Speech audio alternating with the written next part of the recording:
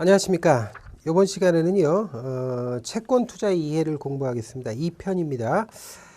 채권 투자의 이해는요, 3개 장으로 되어 있습니다. 장이 3개인데, 첫 번째 1장이 금리와 채권의 개요를 공부하는데, 금리와 채권의 개요는 아마 2시간에 나눠서 할 겁니다. 그리고 2장으로 채권의 평가와 가치가 있고, 3장에 채권 투자와 채권형 펀드의 운용이 있습니다.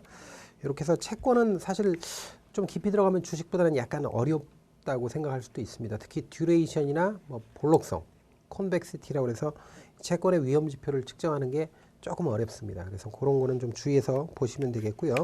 전반적으로 아주 깊이 있는 내용까지는 들어가지 않습니다. 1장으로 금리와 채권의 개요가 있습니다.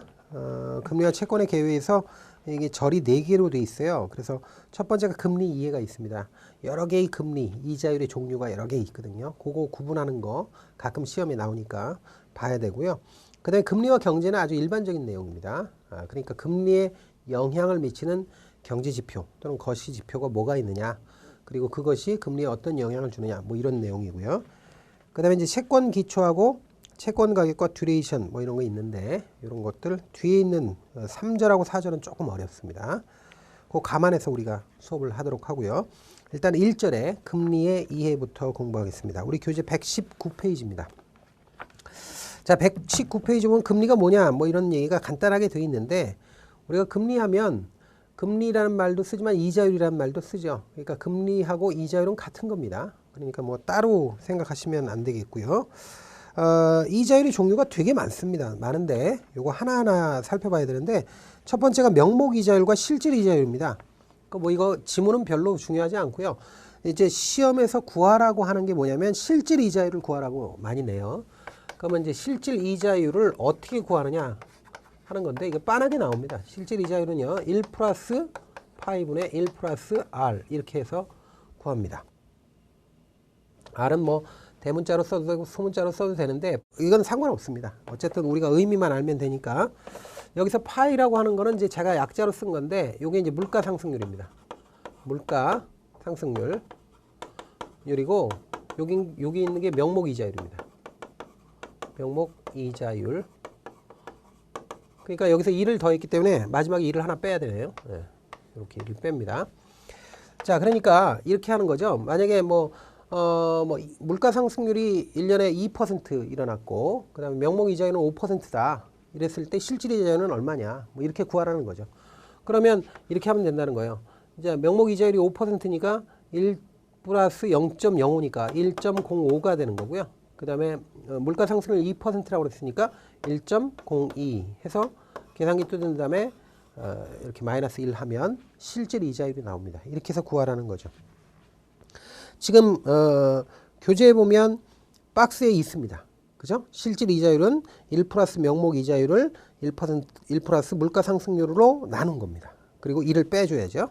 예시를 보면 은행 예금금리, 그러니까 명목 이자율이 5%, 그리고 물가 상승률이 3%라면 1 플러스 0.05 나누기 1 플러스 0.03 마이너스 1 해서 약 1.94%가 된다. 이렇게 예시로 드러났습니다. 그러니까 예시가 나온 것들이 다 시험에 물어보진 않아요. 그러나 요거는 시험에 물어볼 수 있습니다. 그러니까 간단한 문제니까 계산기만 여러분들이 두드리시면 되는 거예요. 자, 다음에 이제 수익률이 있고 할인율이 있습니다. 이 수익률하고 할인율을 헷갈리는 분들이 있어요. 되게 헷갈리는 분들이 있는데, 사실은 이것도 정확하지는 않습니다. 사실 정확하지는 않은데 하여튼 한번 보겠습니다. 여러분들 있잖아요. 화폐라는 게 시간에 따라 가치가 달라지는 거 아시죠? 여러분들이 예를 한번 들어볼게요. 여러분들한테 이렇게 얘기해요. 현재 10,000원이 있고 1년 후에 10,000원이 있다. 그럼 현재 10,000원하고 1년 후에 10,000원 중에 어떤 걸 가지시겠습니까? 이렇게 물어보면 여러분들 현재 10,000원 갖는다고 그럴 거예요. 지금 현재 10,000원 필요 없고 1년 후에 10,000원 받는다고 그러실 거예요. 거의 대부분 현재 10,000원 가지시려고 할 거란 말이에요. 10,000원짜리 지폐에 그려진 할아버지가 세종대왕 할아버지가 계신다. 그러면 그분하고 발권번호도 똑같다 하더라도 현재 10,000원하고 1년 후에 10,000원은 가치가 다른 겁니다. 그죠? 그러면 현재 10,000원을 갖지 않고 1년 후에 10,000원을 갖겠다라는 사람은 이자를 포기하는 거나 마찬가지란 말이에요. 이렇게 어떤 화폐의 현재 가치가 있다 그러면 이 현재 가치와 미래 가치는 다르단 말이에요. 만약에 어떤 사람이 은행 가가지고 10,000원을 이렇게 맡기면서 1년 후에 주세요라고 할 때 은행 직원이 고객님 현재 10,000원을 맡기시면 우리가 1년 후에 11,000원 드릴게요 라고 한다면 1년 후에 지금 현재 10,000원과 1년 후에 11,000원은 같은 겁니다. 같은 가치로 취급한다는 얘기인데 이때 현재 가치를 미래 가치로 이렇게 바꿔주는 요 비율을 이자율 또는 수익률이라고 합니다. 이게 수익률이에요. 수익률. 그러니까 수익률이라고 하는 건 현재 가치를 미래 가치로 바꾸는 요 비율이죠. 자, 그런데요. 여기서 또 이런 것도 생각할 수 있어요. 1년 후에 11,000원짜리를 11,000원짜리가 현재 가치는 얼마냐 이렇게 바뀔 수도 있죠. 예를 들어서 1년 후에 11,000원이 나오는 사업이 있어. 또는 1년 후에 11,000원 정도의 수익이 나올 것 같은 유가증권이 있을 때 그걸 11,000원에 사지는 않아요. 현재. 그럼 현재는 11,000원보다는 싸게 사겠죠. 그래야 내가 만족하는 수익률을 만족할 테니까 내가 생각하는 수익률을 이때 미래 가치를 현재 가치로 바꿔주는 비율 이 경우에는 이걸 할인율이라고 합니다. 만약에 할인율이 10%라면 1년 후에 11,000원은 현재 가치가 10,000원이 되는 거예요. 아시겠죠? 그러면 이 할인율이 높다는 얘기는 높으면 자 현재 가치가 낮아지는 거예요. 똑같은 미래 예상 수익이라도 할인율이 낮으면 현재 가치가 높아지는 거예요. 그래서 우리가 할인율하고 수익률 이건 사실은 이자율이거든요. 사실 어떻게 보면 이자율이에요. 이자율은 현재에서 미래 쪽으로 그 다음에 미래에서 현재 쪽은 할인율 이렇게 얘기하는데 어쨌든 시중에서의 금리가 높아지면 할인율 수익률이 모두 높아지죠. 높아지면 주식과 같은 자산 가치는 가격이 떨어지는 거예요. 그래서 이자율이 높아지면 주가가 떨어지는 겁니다. 아시겠죠? 이자율이 낮아지면 자산 가치가 올라가요. 주가나 부동산 가격이 올라가는 거예요. 왜? 할인율이 낮아지기 때문에 자산 가치가 올라가는 거예요. 자산의 현재 가치가. 그래서 요 수익률과 할인율의 의미를 잘 파악하셔야 됩니다. 한번 보죠. 같은 금리 개념이지만 일반적으로 현재에 투자되는 금액을 기준으로 한 경우의 금리를 수익률이라고 그래요. 현재 기준으로 해서 미래 쪽으로 가면 수익률이라고 그러고 그 다음에 미래에 지급되는 금액을 기준으로 미래 기준으로 해서 현재 가치로 바꿀 때 그 금리를 요걸 한 경우의 금리를 할인율이라고 표현하는 겁니다. 그래서 어음을 할인한다 이런 표현을 쓰는 거예요. 어음은 미래 나오는 수익이잖아요. 미래 나오는 수익이니까 미래 나오는 수익이 나오는 유가증권을 현재 가치로 살 때는 할인해서 사는 거예요. 그래서 미래 가치를 현재 가치로 바꾸는 거. 자, 그래서 예시가 있는데 예시는 한번 보시고요. 자, 다음에 이제 단리하고 복리가 있는데 이거는 뭐 그렇게 크게 여러분들이 신경을 별로 안 써도 됩니다. 개념만 알면 되지. 이걸 구구하게 시험 문제로 만들지는 않습니다. 그런데 이제 알아놓으셔야 될 게 이게 이제 72의 법칙 있죠, 이거. 다음 페이지 72의 법칙. 이거 물어봅니다. 희한합니다. 72의 법칙이라는 거 물어봐요. 이게 아인슈타인도 극찬했다는 이 72의 법칙을 이걸 박스로 처리해가지고 역주 비슷하게 이렇게 넣어놨어요. 근데 이게 물어본다는 거예요. 72의 법칙이라는 건 뭐냐면 일정한 복리 이자율로 원금이 2배 되는 기간, 원금이 2배가 되는 기간을 구할 때 보통 씁니다. 그러니까 이렇게 하는 거죠. 만약에 내가 복리로다가 5%의 금리를 받는다라고 할 때 원금 내가 맡긴 돈이 100만 원 맡기는데 100만 원이 200만 원이 되는 건 몇 년 걸릴까? 이런 거 구할 때 쓰는 거예요. 그래서 이때는 5%의 퍼센트를 떼버리고 72로 나눠주면 돼요. 72 나누기 복리 이자인 5% 이렇게 나누면 나옵니다. 원금이 2배가 되는 기간. 우리 예제에서는 지금 몇 퍼센트로 했냐면 우리 예제에서는 연수익률 9%로 했어요. 자, 그러면 연수익률 9%로 내가 100만 원 맡겼다. 100만 원 맡겼는데 그게 200만 원이 되는 기간은 얼마냐? 그러면 72 나누기 9% 이렇게 하면 돼요. 그럼 9, 8, 70이잖아요. 그러니까 이게 8년 걸린다 이런 얘기예요. 원금이 2배가 되는 기간은. 이런 식으로 설명할 수 있다라는 거예요. 거꾸로 이렇게 할 수도 있죠. 만약에 71을 갖다 놨을 때 나누기 x 하면 8년, 원금 8년 후에 원금을 만들기 위해서는 금리가 몇 퍼센트가 돼야 되느냐. 이것도 구할 수 있다는 거죠. 이항하면 되는 거니까. 그죠? 그래서 이렇게 원금이 2배가 되는 기간을 구하거나 아니면 원금 2배가 되기 위해서 복리 몇 퍼센트의 금리가 필요하냐 이걸 구할 때 쓰는 게 72의 법칙이라는 거 기억하셔야 되는데 이걸 물어봐요. 어쩌다가. 그러니까 여러분들이 잘 한번 살펴보시기 바랍니다. 자, 그래서 복리 72의 법칙은 체크해놓고 읽어보시기 바랍니다. 자, 다음은요. 기간 수익률하고 연환산 수익률인데 이것도 뭐 크게 어려운 게 없죠. 그래서 연환산 수익률은 수익률을 연 단위로 조정해 놓은 겁니다. 한번 읽어보시면 되겠고요. 그 다음에 표면금리하고 실효금리가 있는데 요거 조금 생각을 해봐야 돼요. 표면금리하고 실효금리. 예를 한번 들어보죠. 예를 들어보죠. 표면금리라는 거는 우리가 이제 채권 배우면 다 알지만 표면금리는 채권의 겉면에 인쇄된 금리가 표면금리입니다. 채권의 겉면에 이렇게 인쇄가 돼 있어요. 몇 퍼센트 드립니다. 그리고 표면금리는 다른 말이 없는 한 무조건 고정금리입니다. 고정금리. 예를 한번 들어보죠. 만약에 10,000원짜리 액면의 채권이 만약에 3년 만기라고 해보죠. 3년 만기고 1년 만기라고 해봅시다. 1년 만기고 1년 만기고 이자율이 10%라고 가정을 해보죠. 그냥 쉽게. 자, 그런데 A채권은 1년에 한 번 이자를 줘요. 1년에 한 번. 1년에 한 번 이자를 주는데 B채권은 1년에 4번 줘요. 4번 주니까 이게 분기별로 주는 거죠. 분기별로. 그러니까 이거 4번 준다고 하지 말고 이걸 2번 준다고 합시다. 2번 준다고. 쉽게 그냥 1년에 2번 준다. 그럼 6개월마다 한 번씩 주는 거 아니에요. 그러면 분명히 표면 이자율은 똑같은데 실제 이자 수익은 달라져요. 그럼 한번 보죠. 자, 1년에 한 번만 이자를 준다 그러면 자, 이 기간이 1년이다 그러면 1년에 1,000원 받는 거죠.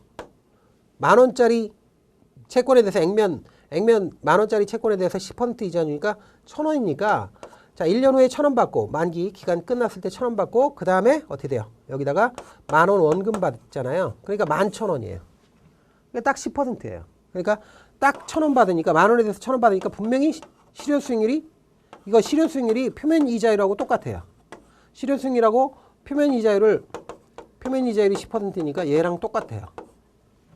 그런데 만약에 2번 나눠서 받으면 자, 6개월마다 한 번씩 받는 거 아니에요. 1년 이렇게 받는 건데 요때 한 번, 2번 이렇게 나눠서 받잖아요. 이자를. 그러면 자, 10,000원에 대해서 10%니까 1,000원 이자를 받는데 여기서 500원 받고 여기서 500원 받는다는 얘기죠. 근데 문제는 뭐냐면 500원에 대해서는 한 번 이자가 붙는단 말이에요. 6개월 후에 이자를 받고 나서 6개월 동안 이자가 붙잖아요. 그죠? 복리 이자가. 그 500원은 얼마가 되냐면 500원의 10%는 50원인데 6개월 동안 붙는 거니까 25원 이자가 붙어요. 그래서 이 500원이 적립된 거 6개월 동안 적립되면 525원이 남습니다. 됩니다. 그러면 만기 때 1년 후에 500원 받는 거하고 더하면 이자가 얼마냐면 1,025원이 되는 거예요. 1,025원. 그러면 이자가 1,025원 받고 10,000원 받으니까 실제로 받는 이자는 1,025원이죠. 그러니까 10.25% 수익률이 나오는 거예요. 근데 10.25%는 10%보다 크잖아요. 즉 표면 이자율보다 실효 이자율이 더 커집니다. 그죠? 그러니까 실효 이자율은 똑같은 표면 이자라 하더라도 불이 기간, 그러니까 이자를 계산하는 거, 이자를 지급하는 것이 이자 지급하는 빈도가 짧을수록, 그러니까 1년에 한 번 받는 것보다는 6개월에 한 번, 6개월에 한 번보다는 3개월에 한 번, 3개월에 한 번보다는 한 달에 한 번, 한 달에 한 번보다는 날마다 받는 게 실효 이자율이 더 높아져요. 실효금리가. 그걸 이해를 하셔야죠. 자, 그래서 여러분들이 이제 표면금리하고 실효금리, 실효수익률을 여러분들이 잘 구분을 하셔야 되는데 뭐 예시 있으니까 예시 한번 보시면 되겠습니다. 뭐 그 개념만 이해하라는 거예요. 개념만. 자, 다음에 이제 정책금리하고 시장금리가 있죠. 한번 보죠. 본문 보죠. 대부분 금리는 자금시장에서의 자금의 수요와 공급에 따라 결정되는데 이를 시장금리라고 합니다. 그러니까 자금시장 안에서 그냥 올라갔다 내려갔다 하는 금리가 시장금리예요. 자, 그런데 이제 이거 말고 다만 각국 중앙은행에서 모든 금리 기준이 될 수 있는 초단기 금리를 인위적으로 결정하는데 이를 정책금리 또는 기준금리라고 부른다라는 거예요. 우리나라에서는 한국은행이 금융통화위원회에서 매월 정책금리를 결정하는데 1999년 이후 2008년 3월까지는 콜금리가 정책금리였어요. 콜금리. 근데 이후 2013년 말 현재까지는 7일짜리 RP금리가 정책금리 또는 기준금리 역할을 하고 있다. 그래서 자, 우리나라 정책금리 또는 그 기준금리, 자, 요건 뭐다? 7일짜리 RP금리입니다. 요거를 헷갈리는 분들이 있어요. 아직도 콜금리를 얘기하고 있어요. 콜금리 아니에요. 콜금리는 목표치로 제시하는 것 뿐이에요. 자, 실제로 한국은행에서 직접 손을 대는 거는 정책금리는 7일짜리 RP금리입니다. RP는 뭐예요? 환매 조건부 채권이라고 그래요. 그래서 한국은행이 가지고 있는 통화안정증권 같은 걸 샀다 팔았다 줬다 뺏었다 하면서 그때 금리를 지급하거나 금리를 뜯어내는데 그게 바로 뭐예요? 정책금리예요. RP금리입니다. 자, 그래서 그 아래에 박스 있는 건 읽어보시면 되겠고요. 자, 다음에 이제 채권의 유통수익률과 만기수익률 보겠습니다. 채권의 유통시장에서 거래되는 채권들의 가격에 해당하는 금리를 채권 유통수익률 또는 채권 시장수익률이라고 표현하는데 이 채권의 유통수익률은 모두 만기수익률로 표시하도록 하고 있습니다. 만기수익률 보세요. 만기수익률이란 연복리 수익률을 기준으로 하며 채권의 만기 전에 발생하는 모든 현금 흐름이 같은 수익률로 만기일까지 재투자되는 것을 전제로 합니다. 그래서 만기수익률 굉장히 중요한데요.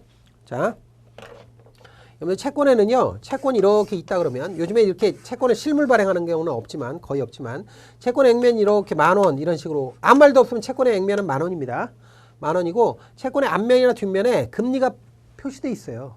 그때 예를 들어서 10% 이렇게 찍혀 있다 그러면 이 채권 사시는 분은 1년에 10% 이자를 드립니다. 이런 뜻이에요. 그때 이걸 뭐라고 그러냐면 액면금리라고도 하고 액면금리라는 말보다는 표면금리, 표면이자율, 표면이자율이나 표면금리랑 같은 거예요. 또는 이걸 쿠폰 레이트라고 그래요. 쿠폰 레이트다 이렇게 얘기합니다. 왜 쿠폰이라고 그러죠? 옛날에 여기 쿠폰이 달려 있었어요. 이게 이렇게 달려 있었어요. 그래서 이거 찢어가 가지고 이자를 받는 거였어요. 근데 요즘에는 쿠폰 안 달려 있지만 어쨌든 옛날에는 전부 다 쿠폰이 달려 있었기 때문에 이자표가 그래서 이표채라고 그래요. 이걸 이자표를 뜯어가 가지고 이자를 받아먹는 채권을 이표채라고 그래서 쿠폰 본드라고 하는 표현을 쓰는 거예요. 중간중간에 이자를 받아먹는 채권을 쿠폰 본드라고 그래요. 그래서 왜냐하면 이자표가 붙어 있으니까 쿠폰이 그 이자표의 금리가 쿠폰 레이트예요. 그래서 표면금리, 표면이자율이 액면금리, 액면이자율 뭐 같은 말이지만 이게 쿠폰이라는 뜻이에요. 쿠폰. 자, 그런데 요거는 고정금리입니다. 아무 말도 없으면. 아무 말도 없으면 고정입니다. 그러니까 채권의 금리는 채권의 표면금리는 아무 말도 없으면 고정금리예요. 특별하게 이 채권은 변동금리부 채권입니다. 이 채권은 물가연동 채권입니다. 이렇게 말하기 전까지는 언급하기 전까지는 아무 말도 없다. 그럼 채권은 무조건 표면금리가 고정되어 있습니다. 이렇게 알아놓으세요. 그래서 표면금리가 고정되어 있는 상태에서 자, 이 상태에서 채권을 막 거래하면 그때 당시에 실제 시장 상황에서 금리가 오르락 내리락 하죠. 그때 채권의 가치는 미래 일정 금액을 주는 거니까 잘 보세요. 미래 일정하게 채권 액면 이만큼 있다 그러면 이거를 현재 가치로 바꿀 때는 이때 쓰는 할인율은 이거 금리 쓴단 말이에요. 이거 금리가 할인율도 금리란 말이에요. 이걸 오르락 내리락 하는 거예요.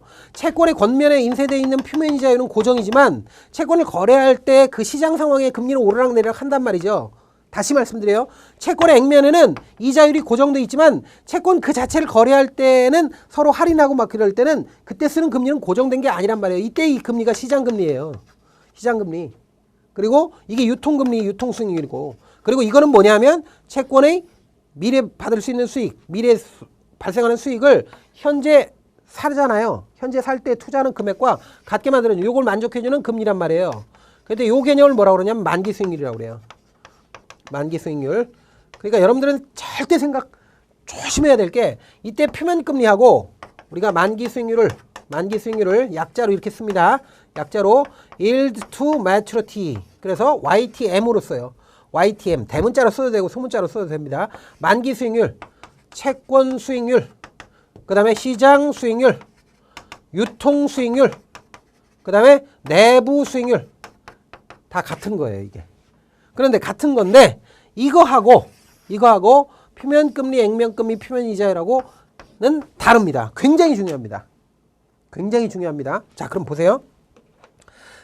여러분들이 우리가 지금 주식을 공부했잖아요. 주식에서도 마찬가지지만 어떤 자산이든 자산의 현재 가치, 자산을 가치를 구할 때는 그 자산을 통해서 미래에 얻을 수 있는 수익을 현재 가치로 할인해 가지고 하는 거예요. 그 자산에서 미래에 얻을 수 있는 수익을 현재 가치로 할인해서 구한단 말이에요. 그럼 자산에서 미래 나올 수 있는 현금 흐름이 있을 거 아니에요. 미래 예상 캐시플로우를 일정한 할인율로 할인해서 자산의 현재 가치를 구하는 거란 말이에요. 그런데 만약에 이게 뭐냐면 이 자산이 채권이라고 가정해봐요. 채권에서 미래 나올 수 있는 수익은 뭐죠? 그건 뭐예요? 이자지.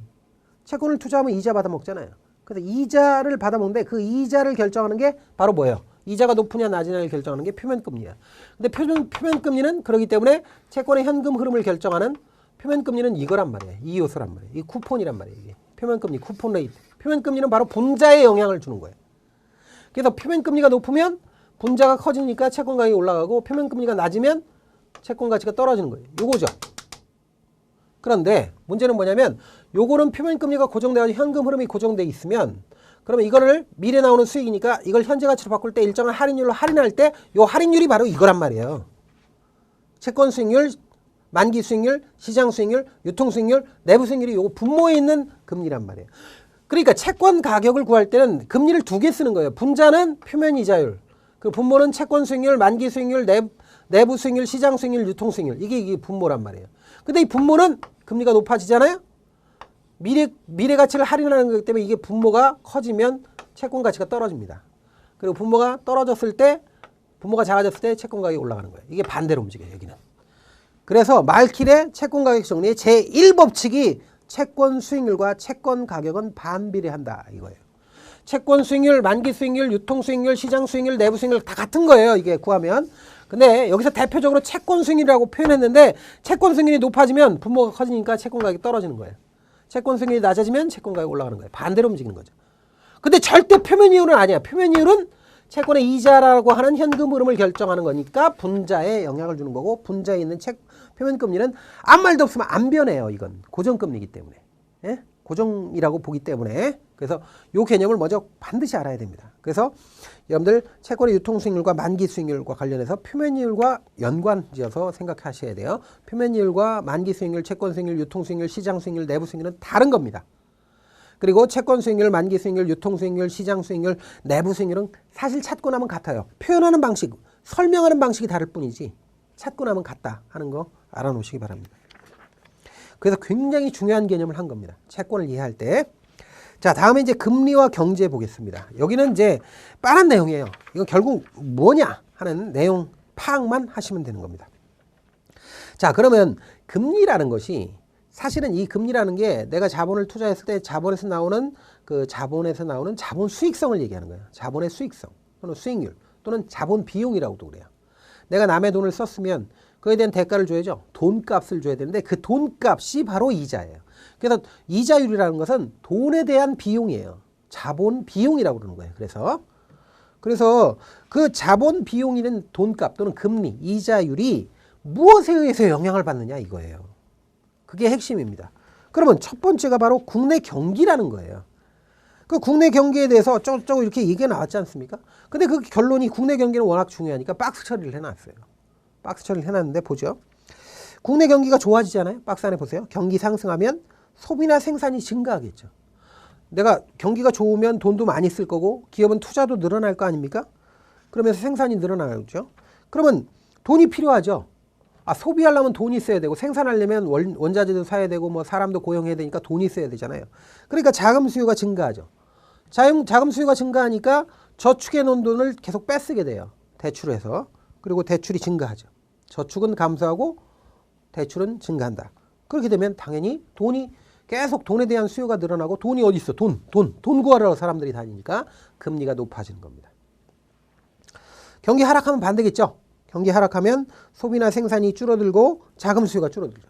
아니 장사도 안 되고 소비도 안 되는데 물건도 안 팔리고 그러는데 뭐하러 물건을 많이 만들어내겠어요. 그러니까 생산이 줄죠. 생산이 줄게 되니까 뭐 더 이상 돈 쓸 필요가 없잖아요. 돈 쓸 필요가 없으니까 자금 수요가 감소하죠. 돈이 남아 돌아요. 극단적으로 얘기하면. 그러면 돈을 안 쓰니까 돈 좀 많이 빌려가세요. 이렇게 해도 잘 안 빌려가니까 금리가 떨어지죠. 금리 싸게 해드릴 테니까 돈을 좀 많이 가져가세요. 그래도 잘 안 가져갑니다. 그래서 금리가 떨어진다. 그런 얘기입니다. 자, 다음에 이제 물가가 금리에 영향을 준다는 거죠. 자, 이 물가는요, 이게 이제 피셔 방정식이라고도 하는 게 이 물가가 금리에 미치는 영향은 장기적으로 물가가 오르면 금리도 오르는 건 뭐 당연한 건데 그게 이제 그 지문의 구성이 되어 있습니다. 자, 그래서 본문 보면 이런 게 나오죠. 향후 물가가 많이 오를 것으로 예상된다면 많은 사람들이 돈을 빌려 오를 것으로 예상되는 공산품이나 부동산 등의 재화를 서둘러 생산하거나 매입하려고 할 것이다. 이로 인해 돈에 대한 수요 증가로 시중금리는 오르게 된다. 그러니까 앞으로 물가가 오를 것 같다. 그러면 금리가 오른다는 거예요. 결론적으로. 이걸 피셔 효과라고 하는데 하여튼 금리가 오른다. 그런 얘기예요. 그래서 두 번째 단락 보면 한편 물가가 많이 오르면 한국은행은 물가를 안정시키기 위해 기준금리를 올리는 등 시중자금을 흡수해 돈의 공급을 줄이는데 이에 따라 물가 관련 통계치인 물가지수는 시장금리에 크게 영향을 줄 수 있는 요인이 된다. 그런 얘기. 그러니까 한국은행 같은 중앙은행은 물가가 오를 것 같으면 금리를 올려가지고 물가하고 싸워요. 물가가 오른다는 얘기는 뭐죠? 물가가 오른다는 얘기는 화폐 가치가 떨어진다는 얘기잖아요. 근데 한국은행이 찍어내는 유일한 상품이 화폐거든요. 그러니까 화폐의 가치를 적정하게 유지해야 돼요. 그게 물가 안정이에요. 그게 화폐의 가치를 유지한다는 거는 물가가 안정돼 있다는 거예요. 그러니까 물가를 안정시키기 위해서 물가가 오를 것 같으면 금리를 올려가지고 돈이 너무 많이 도는 거를 줄여버리죠. 그래서 모든 중앙은행은 다 물가와 싸우는 게 본업입니다. 물가와 싸워야 돼요. 그래서 물가지수에 대한 내용이 나옵니다. 그건 한번 읽어보시면 되겠고요. 자, 다음에 이제 정부의 재정정책이 있습니다. 재정정책이 있는데 재정정책하고 통화정책 이런 것들은 뭐 여러분들이 읽어보세요. 그 다음에 해외 금리 동향 이런 것들도 지금 현재 금리에 영향을 준다 이거죠. 그래서 이 본문을 읽어보는데 문제는 뭐냐면 이 본문을 이렇게 막 희석해가지고 나와 있지만 이 본문에 있는 내용들이 그냥 압축해서 표로 정리한 게 다음 페이지에 있는 거예요. 그래서 우리는 표를 좀 보면서 이야기하겠습니다. 일단 시장 금리가 상승하는 요인하고 하락하는 요인 둘로 나눠서 어떤 요인이 금리를 끌어올리고 어떤 요인이 뭐 끌어내리는가 이걸 보고 있습니다. 시장 금리 상승 요인부터 한번 보죠. 첫 번째 우리가 얘기했지만 경기가 좋아질 때 금리가 오른다는 거예요. 경기 호전이죠. 두 번째는 물가가 오를 때 이 피쇼 효과 때문에 물가 상승 예상이나 물가가 오를 때는 금리가 올라요. 그럼 뭐 당연한 거예요. 물가가 오를 것 같이 예상된다 그러면 미리 물건을 사기 때문에 금리가 오르고 또 현재 물가가 올랐다 그러면 한국은행은 물가와 싸우기 위해서 금리를 또 올리죠. 그래서 어떤 면으로 보든 어쨌든 물가하고 금리는 같이 움직여요. 물가가 오르면 금리도 오른다. 자, 그 다음에 이제 세 번째가 확장 재정 정책인데 정부가 재정을 팽창시켜가지고요. 적자 재정을 한다라고 할 때 그 확장 재정이라는 건 뭐냐면 정부가 돈을 많이 쓰는 대신에 세금은 덜 걷어들이는 거죠. 그러면 생각을 해보세요. 돈을 덜 걷어들여. 세금을 덜 걷어들이는 상태에서 많이 써야 돼. 그러면 당연히 적자가 날 수밖에 없는데 그 적자를 어떤 식으로 해가지고 메꾸느냐면 적자 나면서도 돈을 많이 써야 되니까 어떻게 되냐면 정부가 국채를 발행할 수밖에 없어요. 정부가 빚을 내야 되는 거지. 빚을 내는 과정에서 돈을 시중에 자금을 끌어당기니까 당연히 금리가 올라가는 거죠. 그래서 국채 발행이 증가하면 금리가 오른다. 그 다음에 시중에 자금이 부족하면 당연히 돈이 모자라니까 더 많은 금리를 주고 이자를 주고 돈을 빌려야 되죠. 그러면 시중 자금이 부족하면 금리가 오르고요. 그 다음에 채권 수급이 악화된다. 이거 밑줄 쳐놓으세요. 이건 이제 지문에 구성될 수 있습니다. 매수자보다 채권을 매도하는 사람 또는 발행자가 많을 경우에 아니 채권을 살려는 사람은 별로 없고 채권을 팔아서 자금을 조달하려는 사람이 많다. 그러면 잘 안 팔리니까 어떻게 돼? 금리를 올리죠. 자꾸 우리 채권 사면 금리 더 드릴게요. 그러면서 금리가 올라갈 수밖에 없는 거죠.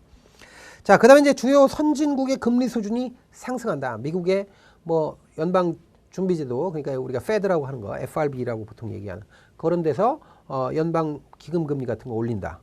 뭐 이렇게 되면 그럼 우리나라도 금리가 같이 올라가죠. 그러니까 미국의 금리가 올랐는데 우리나라가 적정 수준의 금리 수준을 유지하지 못하면 같이 올려서 유지하지 못하면 우리나라에 있는 돈이 외국으로 빠져나갑니다. 자금이 이탈하니까 결국 외국 선진국의 금리 수준이 높아지면 따라서 우리도 올릴 수밖에 없어요. 우리나라가 자본시장이 완전히 공개가 돼가지고 세계화되는 바람에 자 그래서 이게 이제 시장금리의 상승 요인입니다. 근데 이런 것들을 전부 다 이제 말로 풀어서 지문을 구성할 수 있으니까 여러분들이 잘 보셔야 되고 하락 요인은 그 반대니까 상승 요인 하나만 하시면 하락 요인은 자동으로 될 거라고 봅니다. 자 다음에 이제 금리가 이제 경제 지표가 금리에 미치는 영향을 받다면 이제 금리가 바뀌면 경제에 또 어떤 영향을 주느냐 어떤 피드백을 주느냐 하는 것이 그 다음 내용입니다. 한번 읽어보시면 돼요. 다음 페이지 한번 보세요. 128페이지 보면 이걸 이제 압축한 겁니다. 또 표가 간단하게 이제 정리가 돼 있죠. 한번 보죠. 금리 하락 시 경제 지표에 끼치는 영향을 한번 보겠습니다. 자, 소비나 투자 활동 부분하고 생산 활동 부분으로 나눠서 표로 작성해 놨습니다. 자, 소비 투자 활동 부분 보세요. 금리가 떨어지면 예금 등 금리 상품의 매력이 감소하죠. 그래서 금리 조금 주니까 예금 잘 안 맡기죠. 그래서 주식이나 부동산 등 실물 경제의 상대적 매력이 증가하죠. 그래서 금리를 떨어뜨리면 주가가 오르고 부동산 가격이 오르는 거죠.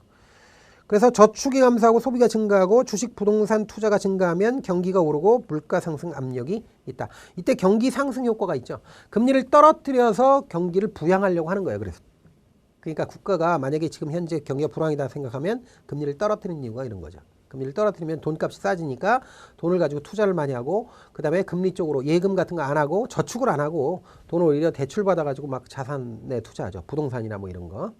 아니면 주식이나 이런 데 투자하죠. 그래서 부동산이나 주식 가격을 유지시킵니다. 떠받들죠.